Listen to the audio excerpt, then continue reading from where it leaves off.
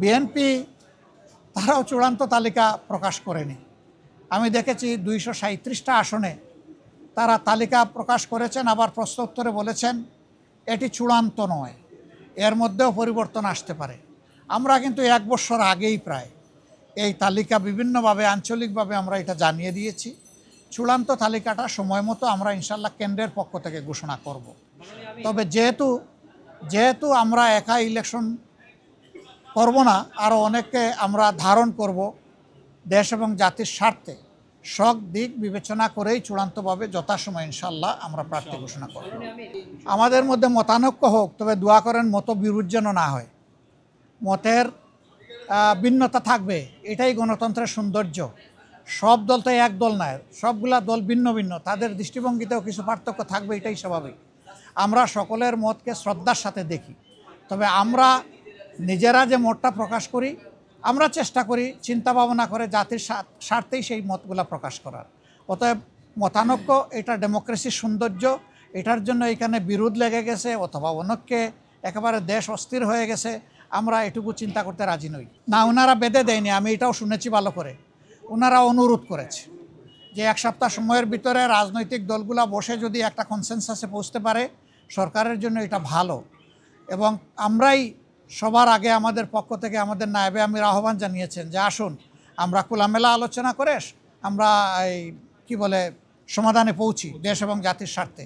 আমরা আশা করি অন্যরা আমাদের এই আহ্বানকে সাড়া দেবেন ইনশাল্লাহ।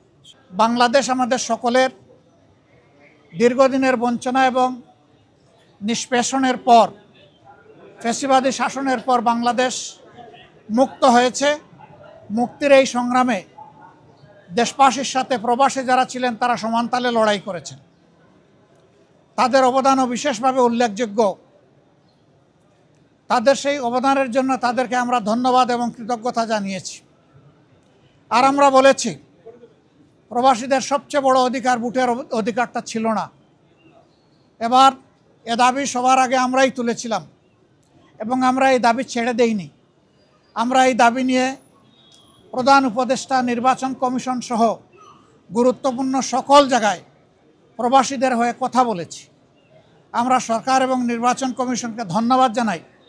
এই প্রথমবারের মতো ব্যাপক ভিত্তিক বিদেশিদেরকে ভোটার তালিকায় যারা প্রবাসী আমাদের তাদেরকে সম্পৃক্ত করার তারা উদ্যোগ নিয়েছেন, কিন্তু সেখানে কিছু সমস্যা রয়ে গিয়েছে। অক্টোবরের 30 তারিখ পর্যন্ত সময় বেঁধে দেওয়া হয়েছিল। এই সময়ের ভিতরে যে সফটওয়্যার এখানে ইনস্টল করা হয়েছে এটা ফাংশন করে নাই প্রপারলি, যার কারণে আগ্রহ থাকা সত্ত্বেও, চেষ্টা থাকা সত্ত্বেও অনেকেই কিন্তু ভোটার হতে পারেননি।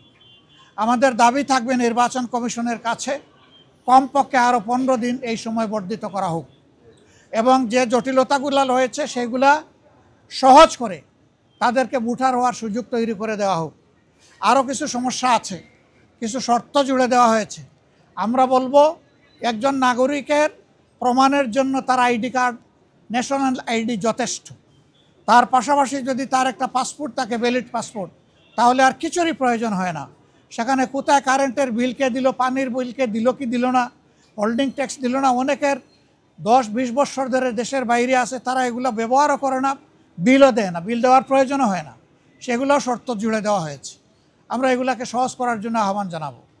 এর পাশাপাশি আরেকটা মেসেজ আমরা তাদেরকে দিয়েছি, তাদের দায়িত্ব শুধু দেশকে দেওয়া নয়, দেশের দায়িত্ব তাদেরকে সম্মান দেওয়া এবং মিলেমিশে দেশে প্রবাসে নিবাসে যারা আছেন আমরা সবাই মিলে সবগুলো হাত একত্রিত করে সবগুলা মেধাকে এক কেন্দ্রে এনে আমরা আমাদের দেশকে নিয়ে ইনশাআল্লাহ আগামীতে সামনে আগাতে চাই। এই জন্য আমরা বলেছি জাতীয় সংসদ সহ সরকার পরিচালনা এবং দেশ গঠনের সর্বক্ষেত্রে প্রপোর্শনেট হারেই প্রবাসীরা ইনশাআল্লাহ তারা সেখানে অংশগ্রহণ করবেন, তাদের সেই জায়গাটা নিশ্চিত করা হবে ইনশাআল্লাহ। এটা হয়তো সময় লাগবে, এটা আজকেই বললে আজকেই হবে না, কিন্তু এটি আমাদের স্বপ্ন বুনলে একদিন আল্লাহ তাআলা বাস্তবায়ন করবেন ইনশাআল্লাহ। আমরা সেই স্বপ্নের দিকে আগাবো আল্লাহ চাই।